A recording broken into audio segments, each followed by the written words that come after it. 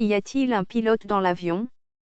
Décidément les relations entre l'Algérie et la France continuent, sous l'impulsion de l'extrême droite, à s'envenimer et traversent peut-être la pire crise depuis 1962.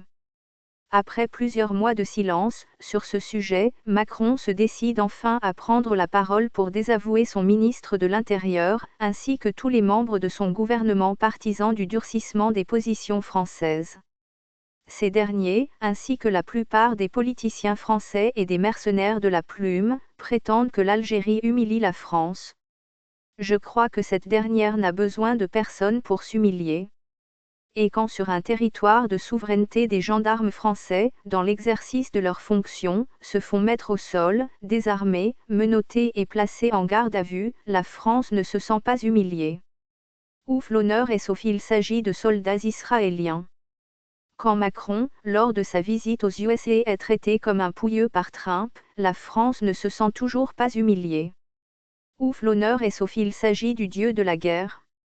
Mais quand Retailleau, plus pressé de faire le buzz pour racoler les électeurs de l'extrême droite ainsi que tous les nostalgiques de la France coloniale, décide de renvoyer un influenceur algérien au mépris des lois, alors là tout le monde sent que l'Algérie humilie la France, alors même que l'OQTF, obligation de quitter le territoire français, a été annulée par un tribunal français, donnant ainsi raison à l'Algérie.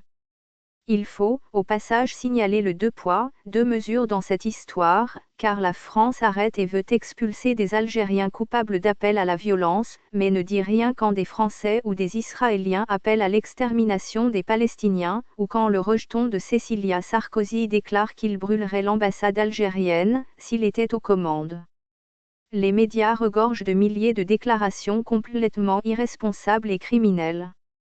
À l'image de ce romancier franco-israélien Marco Cosca qui appelle au meurtre des députés Éric Coquerel et Ercilia Soudet, ainsi que de tous les membres de la France insoumise, on n'entend personne crier au scandale. Cela veut-il dire que Macron, l'ensemble du gouvernement, de l'Assemblée, du Sénat, l'ensemble des magistrats approuvent cet appel au meurtre?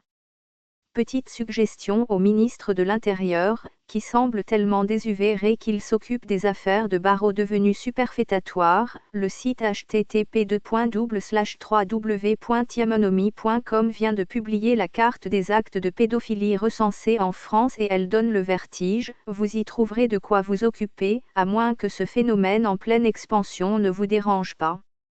Pour vous éviter de chercher, je la joins à mon texte.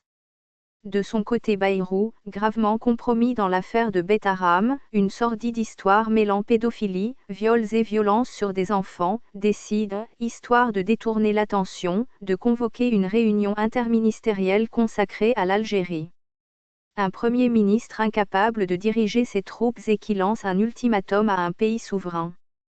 Un ministre de l'Intérieur qui se fait plaisir en prenant des mesures de restriction et qui rêve de partir en guerre contre l'Algérie, à l'image de Macron qui fantasme sur une guerre nucléaire contre la Russie. Dans la série de mesures on peut citer l'exclusion des Algériens du dispositif de régularisation par le biais des métiers attention, le refoulement récent d'un ancien ministre, puis celui de la femme d'un ambassadeur et enfin de plusieurs diplomates algériens. Un ministre des Affaires étrangères complètement invisible, auquel Macron a sans doute oublié de remettre sa fiche de poste lors de sa nomination, qui semble ignorer que les relations internationales de la France font partie de son domaine de compétence, et qui annonce qu'il a pris des mesures et qu'il est prêt à en prendre davantage et qu'il est même prêt à se rendre en Algérie. Et Macron qui continue à appeler au calme et à rappeler à ses troupes le rôle de chacun. Alors, y a-t-il un pilote dans l'avion? Rachid Amou